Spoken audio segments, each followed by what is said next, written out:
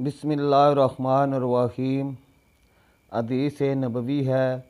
हज़रत सल्लल्लाहु अलैहि वसल्लम ने फरमाया, मुझे दोज़ख दिखलाई गई तो इसमें ज़्यादातर औरतें थीं जो कुफ़र करती हैं। कहा गया, हज़ूर क्या वो अल्लाह के साथ कुफ़र करती हैं? आप सल्लल्लाहु अलैहि वसल्लम ने फरमाया कि खामद की नाशुक्री करती हैं और आसान की नाशुक्री करती हैं।